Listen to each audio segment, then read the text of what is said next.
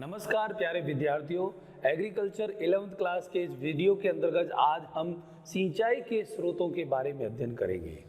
तो जैसा कि हमने पिछले वीडियो के अंदर सिंचाई के साधन, सिंचाई के स्रोत के बारे में अध्ययन किया। अब हम आज सिंचाई के साधनों के बारे में अध्ययन करेंगे। और पिछले वीडियो में हमने देखा कि भी जो स्रोत है वो कौन कौन से प्रकार के हैं, है ना। जैसे नहरें हैं, तालाब है ना, और कुआं है ना, जिसमें अस्थायी कुआं है, स्थायी कुआं है, पाताल तोड़ कुआं है, नलकूप है, ठीक है ना। तो इस तरह से हम बात करते हैं यहाँ पर। तो इन स्रोतों के द्वारा तो हम जल प्राप्त कर लेते हैं, और इस प्राप्त जल को जब हम सिंचित क्षेत्र तक यानी कि हमारे खेतों तक इस पानी को पहुंचाने के लिए हम क्या करते हैं, उन साधनों का प्रयोग करते हैं, उन यंत्रों का प्रयोग करते हैं जिनके माध्यम से सिंचाई के स्रोत से खेत तक जल को पहुंचाने के लिए जो माध्यम काम में लिया जाता है उसको हम सिंचाई के साधन कहते हैं, ठीक है ना। तो साधन के माध्यम द्वारा ही हम पानी को क्या करते हैं, लिफ्ट करते हैं, उस पानी को उठाते हैं और उसको खेतों तक पहुंचाते हैं।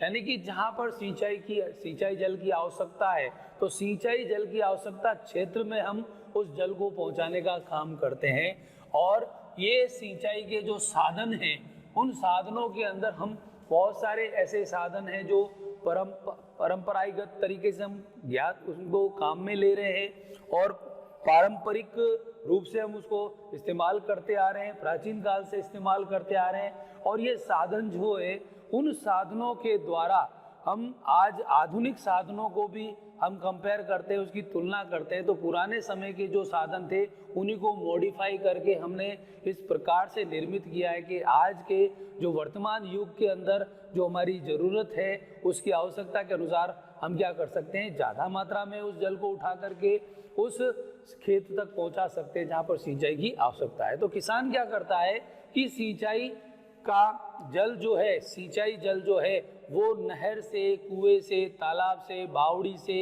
नलकूप से, तो ऐसे स्रोतों से वो प्राप्त कर लेता है। उस जल को वहाँ पर इकट्ठा करके रखा जाता है और जहाँ पर वो स्रोत है उस स्रोत से उस प्राप्य स्थान तक हम क्या करते हैं, उसको पहुँचाते हैं। तो खेतों में सिंचाई जल को पहुँचाने के लिए जिन साधनों का, जिन यंत्रों का इस्तेमाल किया जाता है उन्हें हम सिंचाई के साधन कहते हैं। और इन साधनों की अगर अपन बात करें तो सबसे पहले हम देखते हैं इसके अंतर्गत कि कौन कौन से साधन इसके अंदर आते हैं। सबसे पहले हम बात करते हैं चरस, ठीक है ना। नंबर 2, चरस जो है वो चढ़ाई पर आधारित, यानी कि एक कुआं होता है, उस कुएं के अंदर क्या कर दिया जाता है, उसको दोनों तरफ क्या कर लेते हैं, लकड़ी की बल्लियां लगा करके उसके ऊपर घिरनी लगा देते हैं और पानी जो है उस कुएं में से निकाल करके उसको बैलों की सहायता से खींचा जाता है या मनुष्य के द्वारा उसको खींचा जाता है या पत्थर लुढ़का करके उसको खींचा जाता है। तो इस प्रकार से हम जो पानी जो है चढ़ाई पर से उसको निकालते हैं और उस पानी का इस्तेमाल हम इससे करते हैं। तो इस प्रकार का जो साधन है उसको हम चरस कहते हैं। और दूसरा जो साधन है जिसको अपन क्या कहते हैं, रहट कहते हैं, रहट। तो रहट जो है ये भी आपके एक प्रकार का सिंचाई का साधन है। ये कुओं के अंदर जो है वो एक धुरी के ऊपर चारों तरफ लोहे की छोटी छोटी बाल्टियों को एक श्रेणी क्रम में जोड़ करके एक उसको पानी के अंदर लटकाया जाता है, जिसमें कुछ आधी बाल्टियां जो है वो पानी के अंदर लटकी रहती हैं और कुछ बाल्टियां जो वो कुएं में से ऊपर से आकर के नीचे तक चली जाती हैं, ठीक है ना। तो एक तरह से बेल्ट का काम करती है और उस बेल्ट के साथ में छोटी छोटी बाल्टियां जुड़ी रहती हैं और उस बेल्ट को घुमाया जाता है तो वो पानी जो है निरंतर जो है कुएं में से बाहर निकलता रहता है और बाल्टियां खाली होती जाती है। फिर पानी ऊपर चढ़ता है, फिर बाल्टी खाली हो जाती है और खाली बाल्टियां पानी के अंदर चली जाती हैं और भरी हुई बाल्टियां जो ऊपर की तरफ आती रहती है। जिस प्रकार से झूला जो है, झूलने के लिए जो झूला तैयार किया जाता है जिसमें मेलों के अंदर झूला झूलते हैं तो उसमें किस प्रकार से लोग बैठते हैं, वो ऊपर से लोग जो है वो एक वर्ताकार पाथ के अंदर वो घूमते हुए आते हैं। तो ये वर्ताकार पथ के रूप में इसको निर्मित किया जाता है। तीसरी बात हम करते हैं यहाँ पर जो बेड़ी की बात करते हैं, किसकी? बेड़ी जिसको अपन दोलन टोकरी भी कहते हैं, दोलन टोकरी भी कहते हैं। ये दोलन टोकरी जो है वो चमड़े की बनी हुई टोकरी होती है और इसको दो मनुष्यों के द्वारा रस्सी से बांध करके दोनों, है ना, जैसे कढ़ाई होती है, कढ़ाई के एक सिरे में पकड़ने के लिए होता है, दूसरी तरफ में पकड़ने के लिए होता है, उसी तरह से उन पकड़ने वाले स्थानों पर एक बाईं तरफ और दाईं तरफ रस्सी से बांध देते हैं और दो मनुष्य क्या करते हैं, उसको पानी से भर करके उसको पानी को 1 मीटर तक उठाते हैं और उसको बाहर सिंचित क्षेत्र के लिए इस्तेमाल किया जा सकता है। नंबर 4 जो अपने बात करते हैं यहाँ पर ढेकली की, ढेकली ये भी एक सिंचाई का साधन है। और पवन चक्की, पवन चक्की जो पवन के द्वारा चलाई जाती है और पानी को इसी के द्वारा लिफ्ट किया जाता है। और उसके बाद में अपन पढ़ेंगे जो है पवन चक्की के बाद पंप सेट, पंप सेट।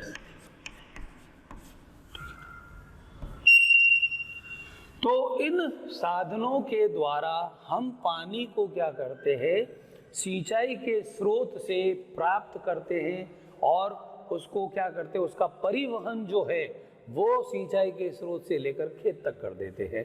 तो उसमें ये एक माध्यम का काम करता है, एक यंत्र का काम करता है जिसके द्वारा पानी को गहराई से ऊपर उठाया जाता है और उसको बाहर खेत जो है उसको खेतों तक पहुंचाने के लिए हम क्या कर देते हैं, उसको धरातल पर छोड़ देते हैं और उसमें ढलान रखते हैं। और हम जहाँ पर कुआं बनाते हैं तो वहाँ पर हम क्या करते थे, एक टैंक बना देते हैं, उस टैंक के अंदर एक पाइप लगा देते हैं तो पानी उठाया जाता है, वो उस टैंक में आता है और टैंक से उस पाइप में और पाइप से जो है खेत की तरफ जाने वाले मार्ग के अंदर उसको प्रवाहित कर दिया जाता है। इस तरह से जल का परिवहन हो जाता है, स्रोत से उसके गंतव्य स्थान तक उस पानी को पहुंचाया जाता है। तो यहाँ पर हम सबसे पहले बात करते हैं चरस की। तो चरस जो है वो सिंचाई का एक साधन है और इसको हम किस नाम से जानते हैं, मोट या इसको पूर के नाम से भी जाना जाता है। ठीक है ना, चरस जो है चरस जो है इसको हम मोट या पूर के नाम से भी जानते हैं और सिंचाई का ये एक साधन है। और इस साधन के द्वारा जो है हम 30 फीट तक की गहराई के जो कुएं होते हैं, यानी कि जहाँ पर 30 फीट की गहराई तक के कुओं से क्या किया जाता है, पानी को उठाया जाता है। और इस पानी को उठा करके क्या किया जाता है ना, सिंचाई के लिए इसको इस्तेमाल किया जाता है, सिंचित क्षेत्र तक इसको पहुंचाया जाता है, खेतों के अंदर इसको पहुंचाया जाता है। खेत के अंदर पानी की जो आपूर्ति है वो हम इस साधन के द्वारा कर देते हैं। और इस साधन के अंतर्गत हम देखें तो 10 घंटे के अंदर क्या किया जा सकता है, लगभग 10 घंटे अगर इसको चलाए अपन तो 10 घंटे के अंदर ये 60,000 जो लीटर है पानी जो है वो इससे उठाया जा सकता है। 60,000 लीटर तक पानी इसको लिफ्ट किया जाता है और इस पानी का इस्तेमाल जो है वो हम सिंचाई जल के रूप में, सिंचाई के रूप में हम करते हैं और खेत के अंदर सिंचाई जल की आपूर्ति की जा सकती है। तो हम 10 घंटे के अंदर इतना पानी निकालते हैं। अगर इसी मात्रा को हमको बढ़ाना है तो हम एक जोड़ी बैल, यानी कि 2 बैलों की सहायता से या एक जोड़ी बैल जो है उनका हम इस्तेमाल करके इस मात्रा को बढ़ा सकते हैं। तो यहाँ पर हम मनुष्य के द्वारा पत्थर या पत्थर, लुढ़कने वाले पत्थर के द्वारा हम क्या कर सकते हैं, इसका इस्तेमाल कर सकते हैं। और एक जोड़ी जो है उसका इस्तेमाल करके हम पानी को कुएं से बाहर निकालते हैं।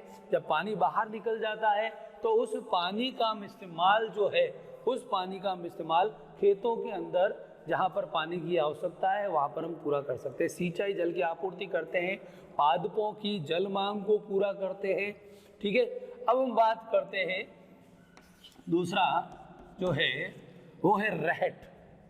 तो रहट जो है ये भी एक सिंचाई का साधन है और इस रहट के द्वारा जो है 10 से 12 मीटर की जो गहराई है, 10 से 12 मीटर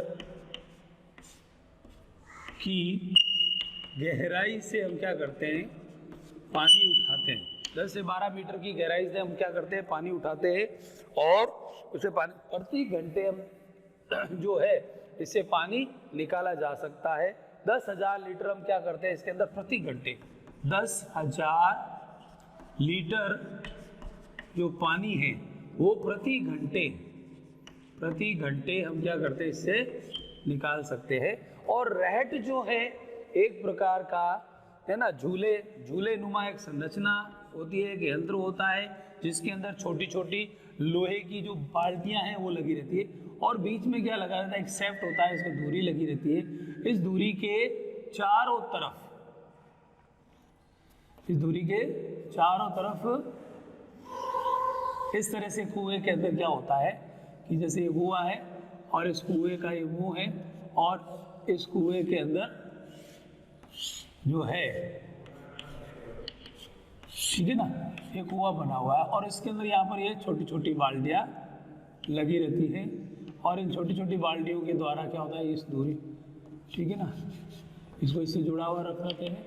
ठीक है, तो यहाँ पर ये चारों तरफ क्या होता है, जैसे साइकिल का पहिया घूमता है अपनी धुरी पर, वैसे ही रहट भी अपनी धुरी के ऊपर घूमती है और पानी का जो लेवल है उस लेवल के अंदर अगर अपन देखें तो ये बाल्टियाँ क्या होती हैं, उसके अंदर डूबी रहती है।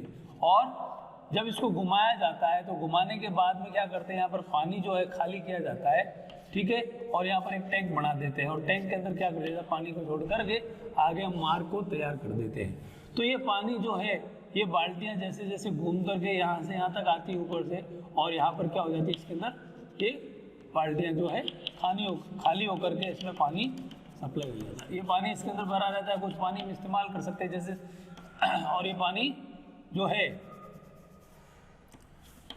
उसको हम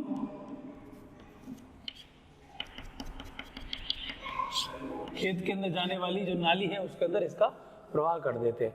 तो इसको हम बैल की सहायता से भी घुमा सकते हैं, ठीक है ना, मनुष्य के द्वारा इसको घुमाया जाता है। जिस प्रकार से कोलू को घुमाया जाता है उसी प्रकार से इसके अंदर भी कड़ियाँ होती है। एक पहिया जो है दूसरे पहिए में जुड़ा रहता है और जिसको हम घुमाते हैं, तो शेफ्ट को जब हम घुमाते हैं तो इसके जो किर्रे हैं, जो कड़ियाँ हैं, वो एक दूसरे का भी घूम के क्या करती हैं कि जो बाल्टियाँ नीचे से पानी भरती हुई है ऊपर तक आती है, ऊपर आने के बाद में यहाँ पर धीरे धीरे क्या हो जाती है, खाली हो जाती हैं और खाली होकर के वापस नीचे चली जाती है, फिर भर के ऊपर आती है, भरी हुई बाल्टियाँ ऊपर आती है और खाली होकर के ये नीचे चली जाती है। तो ये प्रक्रम चलता रहता है और 1 घंटे के अंदर हम क्या करते हैं, इससे 10,000 लीटर पानी तक बाहर निकाल सकते हैं, ठीक है ना। आज के वर्तमान समय में हम इसका उपयोग पानी को निकालने के लिए हम इसके अंदर हम मोटर लगा सकते हैं, घुमाने वाली गिरनी को हम क्या कर सकते हैं, विद्युत संयंत्र से जोड़ करके भी हम इसका इस्तेमाल कर सकते हैं। तो कहने का मतलब धीरे धीरे अगर हम इन परंपरागत तरीकों को देखें या प्राचीन जो हमारे सिंचाई के जो साधन थे उनका इस्तेमाल हम करते आ रहे हैं और आज भी हम इसका इस्तेमाल करते हैं, तो रहट एक अच्छा साधन है जिससे सिंचाई आसानी से हो जाती है। और हमारे पास में अगर बैल है, एक जोड़ी बैल है, तो हम उसका भी इस्तेमाल कर सकते हैं, है ना, और हम मनुष्य का भी इस्तेमाल कर सकते हैं। तो यहाँ पर हम पानी जो है प्रति घंटे उठाया जा सकता है और 10 से 12 मीटर की गहराई से पानी को उठाया जा सकता है। इसकी लंबाई जो है वो इसी प्रकार की होती है। और कुएं में पानी क्या होता जाता है, जैसे जैसे पानी का इस्तेमाल करते जाते हैं तो उसका स्तर गिरता है, लेकिन फिर बाद में ये कुएं जो होते हैं वो धीरे धीरे वापस बढ़ जाते हैं क्योंकि उसमें भूमिगत जल आता है। तो कुछ स्थानों पर अगर हम बात करें तो रहट का जो उपयोग है वो किया जाता है और इनके अंदर लगी हुई बाल्टियाँ जो होती है वो टीन की बनी हुई होती है, लोहे का बना हुआ ये पूरा शेफ्ट होता है और उसके द्वारा हम सिंचाई कर सकते हैं। और अगर हम बात करते हैं अब यहाँ पर बेड़ी की, तो बेड़ी जो है जिसको हम दोलन टोकरी भी कहते हैं। क्या कहते हैं? दोलन टोकरी। तो दोलन जो टोकरी है यानी कि एक मनुष्य बाई तरफ से पकड़ता है इस टोकरी को रस्सी के द्वारा, जो इसे टोकरी बंधी होती है रस्सी के दोनों सिरों पर, दाएं और बाएं सिरे पर रस्सी बंधी होती है। एक व्यक्ति बाईं तरफ से, एक व्यक्ति दाएं तरफ से, पानी को भरा जाता है, भर करके क्या कर दिया जाता है, उस टोकरी को उछाल दिया जाता है। पानी भरा और उसको उछाल दिया जाता है और इस प्रकार से जो टोकरी है, इस टोकरी के यहाँ पर रस्सी और यहाँ पर रस्सी बंधी होती है और इसमें पानी लेकर के हम क्या करते हैं, इसको तालाब से, यानी कि जहाँ पर पानी थोड़ा बहुत भरा रहता है तो सिंचाई जल तालाब से अपन आगे प्रवाहित कर सकते हैं और ये पानी बह करके क्या होता है, खेतों में चला जाता है और सिंचाई हो जाती है। तो कम स्थान पर हमको या छोटे पैमाने पर अगर सिंचाई करनी होती है तो हम इस प्रक्रिया का इस्तेमाल कर सकते हैं। और ये दोलन टोकरी होती है, यानी कि ये पूरा पहले जो है विराम अवस्था में आती है, फिर ये इस प्रकार से इसके अंदर क्या होता रहता है कि दोलन चलता रहता है, ठीक है ना। जिस प्रकार से घड़ी का पेंडुलम जो है वो गति करता है, उसी प्रकार से इसको गति करवाई जाती है। भर के आगे फेंक दिया, फिर वापस लाए, फिर वापस आगे फेंक दिया। इस तरह से हम इसका बेड़ी का इस्तेमाल करते हैं। ये परंपरागत तरीका था सिंचाई करने का। और इसके अंतर्गत हम देखें तो बेड़ी या दोलन जो है, दोलन टोकरी जो है, ये चमड़े की बनी हुई होती है। इसके अंदर पानी भरा रहता है और इसको हम इस्तेमाल कर सकते हैं। तो यहाँ पर हम बात कर रहे हैं कि लगभग हम क्या करते हैं, 1 मीटर की ऊंचाई तक इससे क्या कर सकते हैं, 1 मीटर की ऊंचाई तक इसको पानी को उठाया जा सकता है। और साथ ही साथ हम क्या करते हैं, ये प्रति घंटा जो है 3600 से प्रति घंटा हम जो है 3600 से 5000 लीटर पानी तक हम क्या कर सकते हैं, इसको इस्तेमाल कर सकते हैं।